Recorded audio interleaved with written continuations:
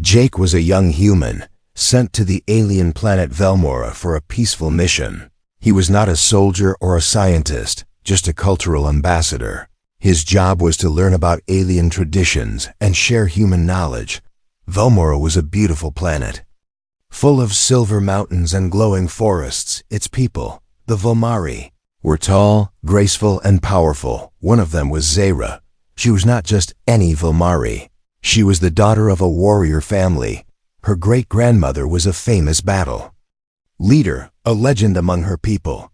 But Zara was different. She liked jokes, laughter, and exploring old stories. Jake and Zara met during a welcome ceremony. Jake was trying hard to understand the strange customs. He even messed up their greeting dance, which made everyone laugh. Zara found him amusing, but also interesting. There was something different about him, something that felt familiar. "Do you want to see something special?" Zara asked him one day. Jake nodded. "As long as it doesn't try to eat me." Zara smiled and led him through glowing halls under the city. They walked into an old chamber lit by blue crystals. In the center of the room stood a black ancient armor. It looked like it was made of stone and stars. "This is my ancestors' armor," Zara said proudly. "She wore it in the last war, 1,000 years ago." Jake whistled. "Looks cool, but also dangerous. It's just a museum." "Peace now," Zara said, shrugging. "Come on, try it on, just for fun." Jake laughed. "Are you serious?" "It's a joke," she said with a grin. "Let's see how a human looks in it." Jake walked up to the armor, feeling nervous but curious. As he touched it, something strange happened. The armor pulsed with light, like it was waking up then. Slowly, it moved on its own. The chest plate opened. The gauntlet stretched forward. Before Jake could back away, the armor wrapped around him. Zara stepped back in shock. This isn't supposed to happen," she whispered. Jake's body was now covered in the ancient suit. It didn't feel heavy. Instead, it felt like it was made for him. His heart beat faster. His hands glowed. Strange symbols appeared on his arms and chest. Suddenly, a loud alarm rang through the building. Red lights flashed. The floor vibrated. Zara's eyes widened. No, this is bad." Far away, the elders of Velmora were watching. When they saw the human in the armor, their faces turned pale. "The armor has accepted him." One said. "That should be impossible," said another. "He is not one of us." But in the chamber, Jake was frozen in place. He couldn't speak, couldn't move. He felt like his mind was being pulled into something ancient. Memories not his own flowed through him. Battles, stars, voices shouting in a language he didn't know. Zara rushed forward, placing her hand on the armor. "Jake, are you okay?" His eyes opened slowly, but they were no longer just human. They glowed with blue fire. "I feel something," he said softly. "I don't know what it is, but it's alive." Suddenly, the armor spoke. A deep mechanical voice echoed in the room. Warrior recognized, initiating legacy sequence. Jake looked at Zara, confused and scared. "What did you do to me?" "I didn't think it would actually work," she said, panic in her voice. "It was a joke, I swear." From deep beneath the chamber, something ancient began to stir. A sleeping force that had not moved in 1,000 years. The armor had awakened. More than just memories, it had triggered a signal. A message sent into deep space. And somewhere in the darkness, an old enemy received that signal. Their eyes opened, and they began to move again. Jake stood still as the armor tightened slightly around him. He felt strength in his body like never before. His fear was replaced by something else. Purpose. Zara looked at him, not with laughter, but with fear and wonder. "What are you?" she whispered. Jake didn't answer. He didn't know the truth yet, but the joke had ended, and a new legend had just begun. The chamber was silent. The glowing armor still wrapped around Jake. He stood like a statue, breathing slow, his eyes glowing faintly. Zara sat nearby, not saying a word. For the first time in her life, her joke had gone too far. Outside, Velmora's crystal towers flickered under the night sky. The stars above seemed to blink nervously, as if the universe itself had noticed what had just awakened. The elders of the Velmari gathered in a circle, their robes shimmered with energy. Their faces tense, Elder Kale, the oldest among them, raised his voice. "We have waited centuries for the armor to speak again. But it chose a human," another elder said, "one with no bloodline." "The armor does not make mistakes," Kale replied calmly. "There must be a reason." Jake slowly walked through the grand hall now. The armor had reshaped itself to match his body. It no longer looked ancient, it looked alive, people. Step back as he passed, whispering, staring. Some were afraid, some were in awe. Jake didn't know what to feel. He didn't ask for this. Zara followed behind him quietly. She had seen the armor many times before in the temple, but never like this, never moving, never glowing, never choosing. "Why me?" Jake asked, his voice low. Zara looked away. "I don't know. It was just a joke." But there was no joke now. A meeting was held in the Hall of Ancients. Jake stood before the circle of elders. Zara was allowed to stand beside him. As the accused, Elder Kale stepped forward. "You touched what should not be touched," he said to Jake. "But the armor, it accepted you. That cannot be ignored." Jake said nothing, his hands clenched at his sides. Then a vision was shown to the room. The temple's walls lit up. Playing ancient memories from the armor, images floated in the air. A great war. Across the stars, flames falling on planets, an army in silver armor standing against a shadow. And in the center, a figure wearing the same armor as Jake. It was not a Velmari. It looked almost human. Zara gasped. "That can't be real," she said. But the armor confirmed it with a voice. Genetic pattern aligned. Host shares 92% match with original warrior. Jake looked around, confused. "I'm part of this? I'm related to that warrior?" Elder Kale's eyes narrowed. "It seems your kind and ours were connected long ago. Before the records were lost." Zara stepped forward. "But why now? Why would the armor wait thousands of years just to activate?"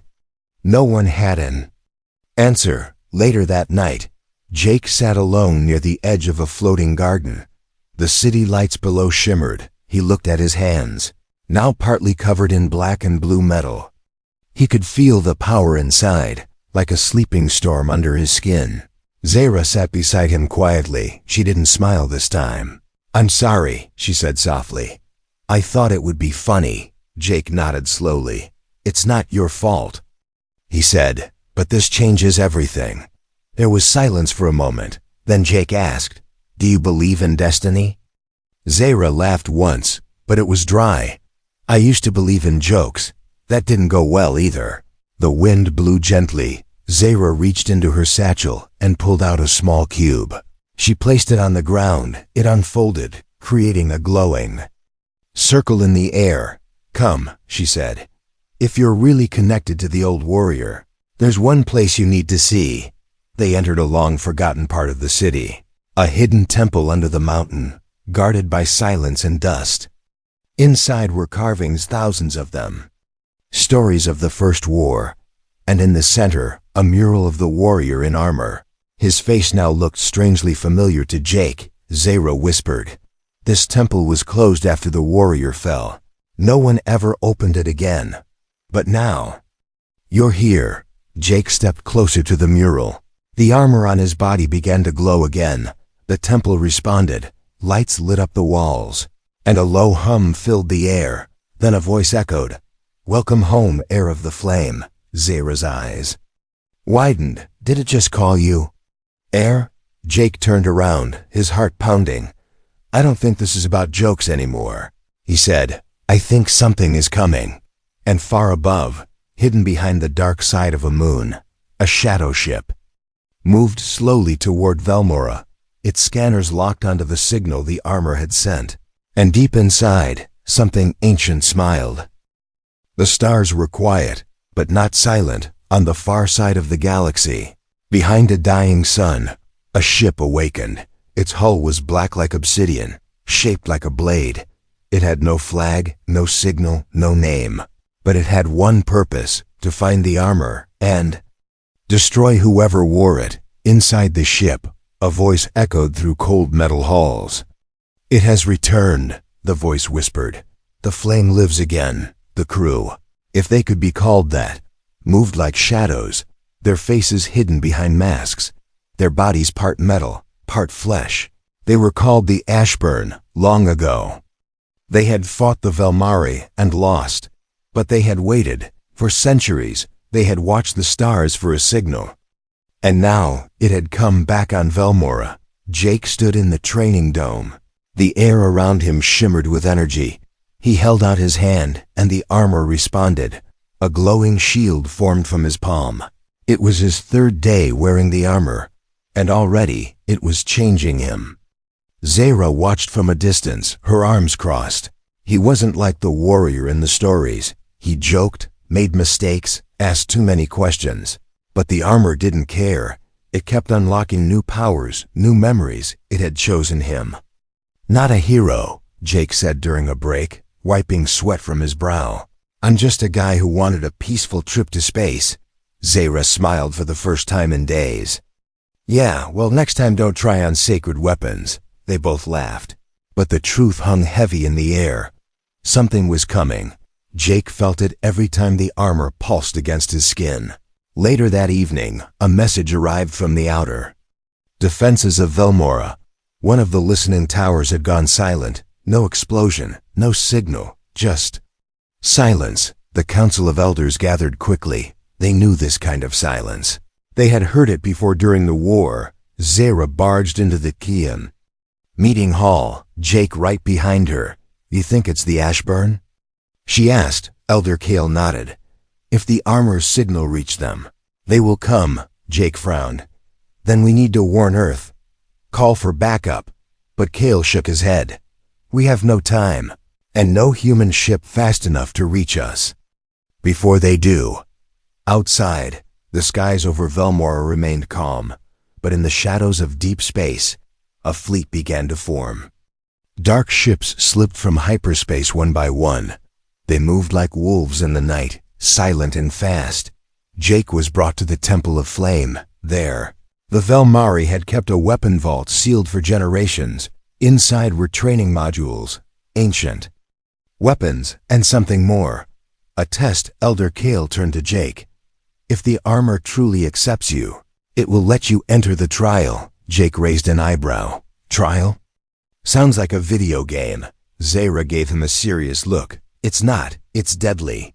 Jake stepped forward. The armor glowed, and a door opened. He walked in without hesitation. Inside, the walls shifted around him. Holograms of past enemies appeared, warriors made of light and sound. Jake fought, struggled, and fell more than once. But each time the armor adapted. It learned, and so did he. Zara watched through the viewing glass. Every second felt like a year.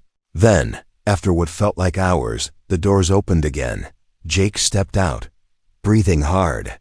His armor now had a new mark across the chest. The mark of Flamebearer, Elder. Kale's eyes widened. He passed, but their victory was short. Another message arrived, this time from a scout drone. The Ashburn fleet had entered Velmora's star system. They would arrive within 2 days. Panic spread through the city. Shields were raised. Evacuation plans whispered. But not everyone believed in Jake. "He is not one of us," some said. "He is too weak." Others added. Jake heard it all.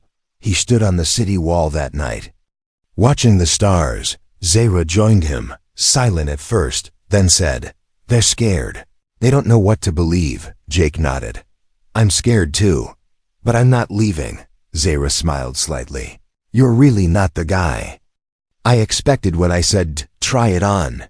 Suddenly, the armor flared with light. Jake fell to one knee, gasping. A vision hit him, flashes of war, planets burning. He saw the face of an Ashburn leader, eyes red like fire, voice like thunder. And then, he saw Earth under attack. Jake opened his eyes, shaken. "They're not just coming for Velmora," he said. They want everything. The armor pulsed again. And far above, in the cold vacuum of space, the Ashburn leader grinned. Soon. He whispered, soon, the flame will die again. Asterisk power doesn't always fall from the sky. Sometimes it grows in the shadows, waiting, and when it does rise, it doesn't knock, it breaks everything.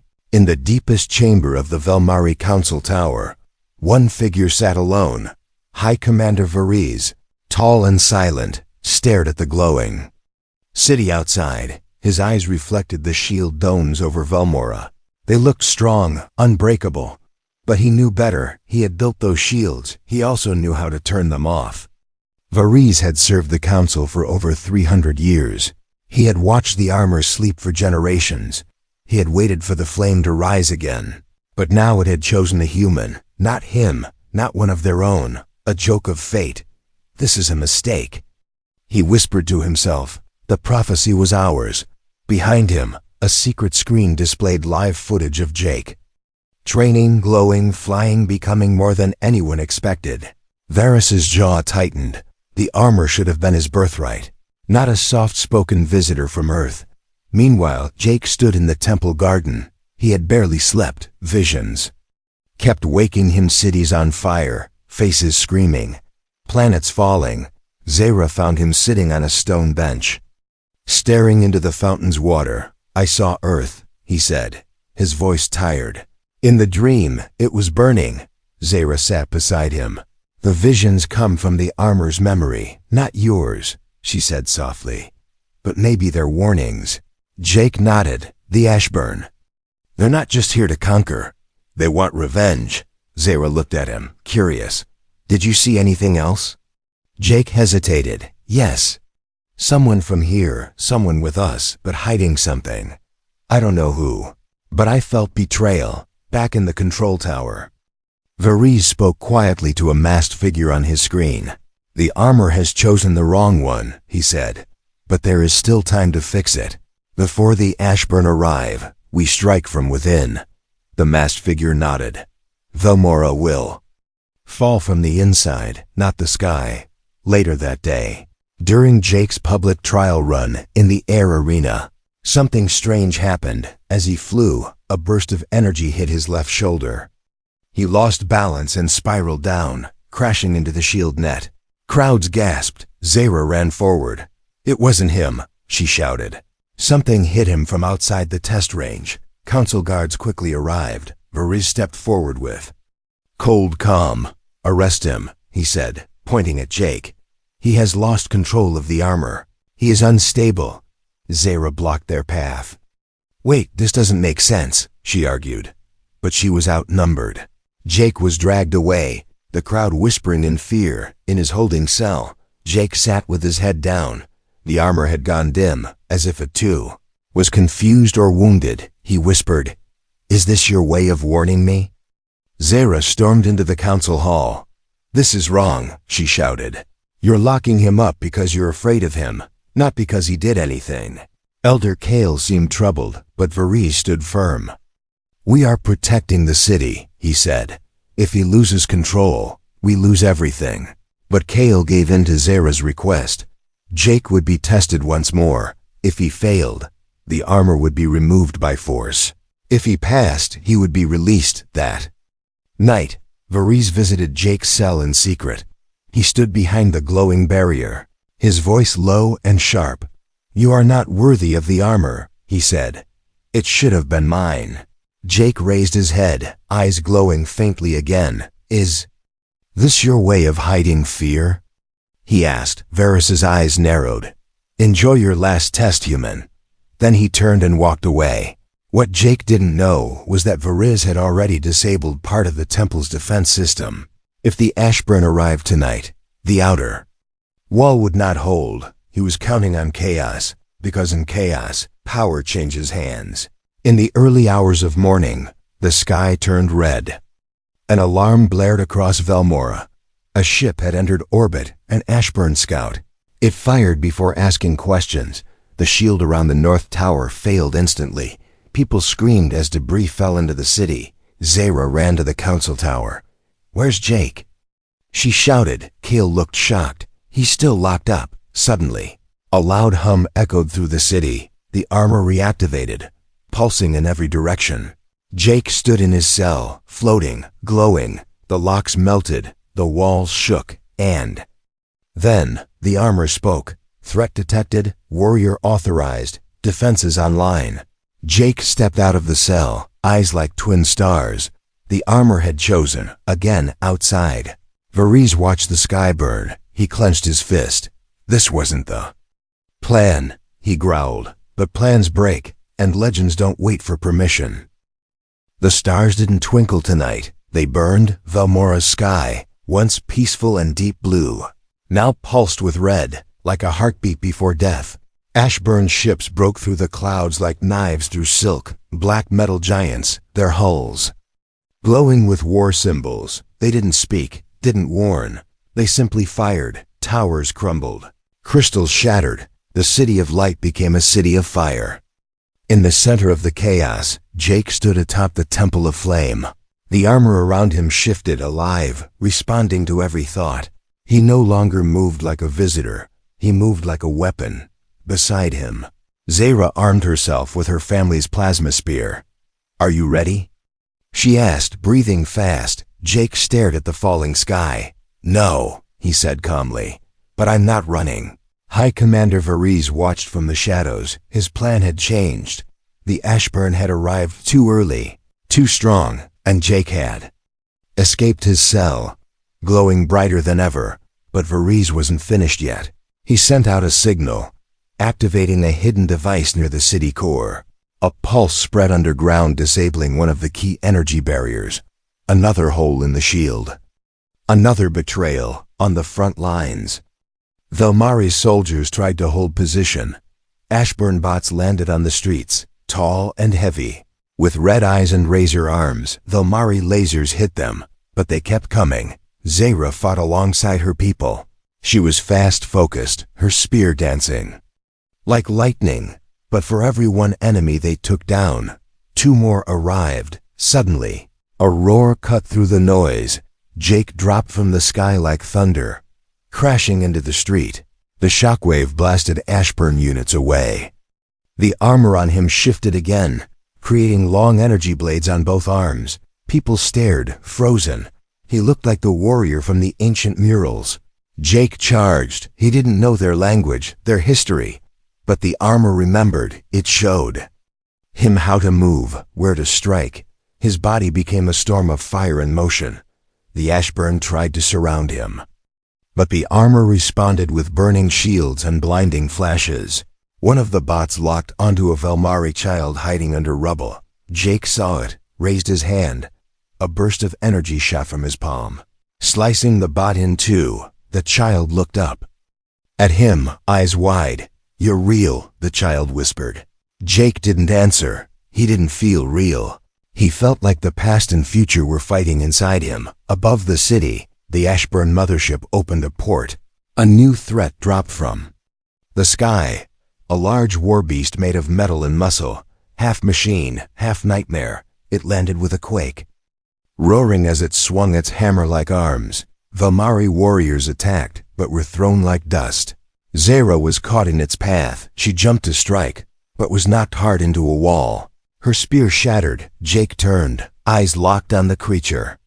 He ran, then leapt. The armor shifted mid-air, forming wings of plasma. He landed on the war beast's back, driving both energy blades into its spine. It screamed, shaking violently. But Jake held on. The armor wrapped around the beast's circuits, and with one final charge, exploded its core from the inside. The beast fell, burning. Zara coughed as she stood, blood on her lip. "You're insane," she said, smiling through the pain. Jake helped her up. "Thanks," he said. "I learned from the best." The battle raged all night. But something had changed. The people saw hope in the human with the glowing armor. He wasn't perfect, but he didn't back down. By dawn, the first wave of Ashburn forces began to retreat, their ships pulling back to the outer ring. Velmora had survived barely, but they knew this was only the beginning. Jake stood on the broken city wall. Smoke rose behind him. His hands trembled. Not from fear, but from what he had become. Zara stood beside him. She handed him a new crystal core. "For the next fight," she said. Jake nodded. "They're not finished," he said, "and neither are we." But deep in space, on the Ashburn command ship, a new figure emerged, clad in ancient black armor, with red marks that pulsed like veins. He watched the footage of Jake on a hologram. "This one is different," he said in a voice like thunder. "But he will break, like the rest." Behind him, thousands more ships began to wake. Not all battles are fought on the ground. Some take place in silence, inside the heart, and some inside memory. Jake sat inside the memory chamber beneath the temple of flame. The room was round, lit by 1,000 floating crystal fragments. Each shard held echoes of the past. The armor had brought him here, not with force, but with need. Zara stood at the doorway, uncertain. "This place hasn't opened in over 700 years, she said quietly. Jake nodded, his voice low. "Maybe it was waiting for me." He stepped forward, and the crystals began to glow. One by one, they formed a circle around him. The armor pulsed slow and deep like a heartbeat. Then, everything went white. When Jake opened his eyes, he was standing in the middle of a battlefield. But it wasn't real. It was a memory thousands of years old. Explosions lit the skies. Alien soldiers screamed. The ground cracked under burning metal, and at the center of it all stood a warrior in the same armor Jake now wore, except he looked human, not exactly, but close enough to recognize the face. Strong jaw, brown eyes, same scar near the left brow. Jake took a breath. "That's me," he whispered. Or maybe who he used to be. The memory shifted again. Now he stood inside a massive chamber, facing 3 species, Velmari, Terrans, and another one now extinct. They were allies once, fighting side by side against the Ashburn, but something happened. A betrayal. Jake saw the warrior choose to wear the flame armor, not because he was ordered to, but because no one else survived. He sacrificed everything, and when the war was over, he vanished. The final memory hit like thunder. That warrior had a child, half human, half Velmari, and from that bloodline came Zara, but the human side had continued too, far away, across the stars, through generations, until it led to Jake. The vision faded, and Jake dropped to his knees. The armor cooled down, the glow dimmed. Zara ran forward and caught him. "Are you okay?" she asked. Jake looked at her, eyes full of wonder and pain. "You and I, we're family," he said. Later in the council hall, Jake shared the truth. The flame warrior wasn't just Velmari, he was human too. And the armor didn't choose me by mistake, it's following its own memory. The elders sat in silence. Zara stepped forward. "My bloodline carries the Velmari part," she said. "His carries the Terran part." Elder Kale nodded slowly. "Then the prophecy was never about one of us," he said. "It was about both of us together." Meanwhile, in orbit, the Ashburn fleet grew restless. Their leader, Wraith Commander Draxos, studied Jake's face on a screen. "Activate the Void Core," he ordered. "Let's see how the hybrid handles extinction." Deep in the belly of the flagship, a glowing black sphere lit up. It pulsed with ancient energy, the power to tear space apart. And it was aimed at Velmora, back in the temple. Jake and Zara stood inside the armor chamber once more. This time, together. She touched a console, and a new room opened. Inside was something even older than the armor, a weapon, not for destruction, but for unity. A massive ship, shaped like wings of light, built by the 3 ancient species long ago, but locked away when the alliance broke. Jake looked at it and felt the armor respond. "It wants to fly again," he whispered. Zara smiled. "Then let's wake it up." As alarms rang across Velmora, warning of a second invasion wave, Jake and Zara entered the ship. The armor linked with the ship's systems, glowing brighter than ever. "Voice recognized," said the ship's core. "Welcome, Flamebearer and Heir of Blood." The ship lifted from its hidden dock, rising into the burning sky. Below, Velmari citizens stopped and stared. Above them flew a vessel none had seen in lifetimes. Zara sat in the co-pilot's seat. Jake gripped the controls, his hands steady. "You know how to fly this thing?" she asked. Jake smirked. "No," he said. "But the armor does." Far above, Draxos watched the ancient ship rise. His red eyes narrowed. "So, the relic breathes again," he muttered. "No matter, let's crush their past and future." At once, he raised his hand, and the void core began to charge, its energy swirling like a black star. The final battle was near, not just for Velmora, but for everything the flame had ever touched. The stars watched in silence, because even they didn't know who would survive tonight. Above Velmora, the sky had turned black, not from night, but from the Ashburn fleet. Thousands of warships hovered like vultures. Their lights pulsed like angry veins, their cannons aimed, ready to erase history. But from the heart of the planet, something ancient rose into the sky. A ship made of light and memory, powered by legacy. At its helm stood a human wrapped in alien armor, burning like a star. Jake didn't feel like a visitor anymore. He felt like everything the galaxy had forgotten, and everything it would remember. Beside him, Zara adjusted the ship's controls. "This is it," she said. Jake nodded.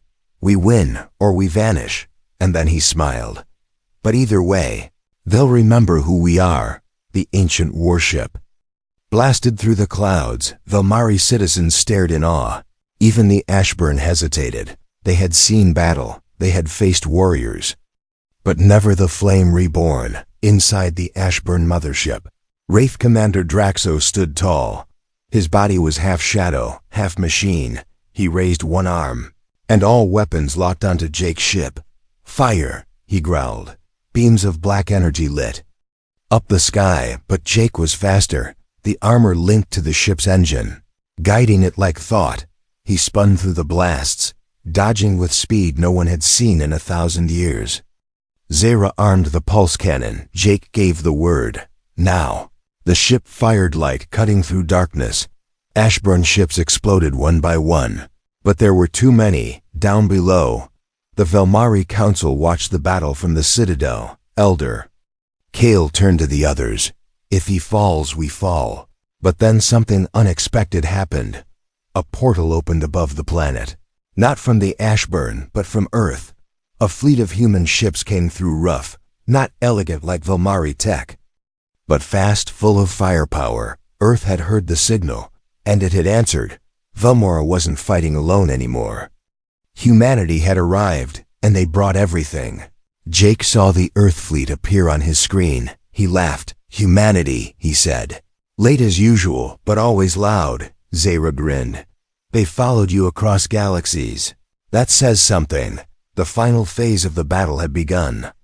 Ashburn drones poured into the atmosphere. Velmari soldiers, human troops, and hybrid teams fought together for the first time in history. Plasma, steel, and willpower collided in the burning sky. Jake locked onto the Ashburn mothership. "Draxos is mine," he said. Zara nodded. "I'll hold the skies." Jake opened the cockpit, letting the armor take full control. Wings of flame spread from his back. He shot forward like a comet, straight into the enemy ship. Inside the ship, Draxos waited in his throne room. When Jake landed, the room shook. Draxos rose, towering and terrible. "You're just a child wearing dead history," he growled. Jake stepped forward. "No," he said. "I am history." They clashed, light against shadow, armor against corruption. Their blows shattered walls, cracked floors. Jake fought like he'd trained his whole life, but it wasn't just training, it was memory, instinct, legacy. Draxos grabbed Jake, slamming him into the wall. "You were never meant to survive," he hissed. Jake's voice was calm. "Neither were you." Then the armor's core opened, revealing a hidden flame. Jake touched it. The ship began to collapse around them. The armor spoke. "Final protocol." Flame burst. Outside, Zara watched as the enemy mothership began to burn from within. A giant wave of light spread across the battlefield. Ashburn systems failed. Their machines froze. Their ships fell from the sky. The war was ending. Later, in the city ruins, survivors gathered. Jake emerged from the crash site, weak but alive. Zahra ran to him, her smile tired but full of pride. "You did it," she said. Jake looked around. "No," he replied. "We did." The Valmarian humans stood together, not as strangers, but as allies. Elder Kale stepped forward and raised his voice. "Let this day be remembered, not just as the end of a war, but as the beginning of something greater." Jake turned to Zahra. "Still think it was just a joke?" She laughed. Maybe the joke was fate. They both looked at the stars. And for the first time, those stars felt closer, like they were waiting for what came next.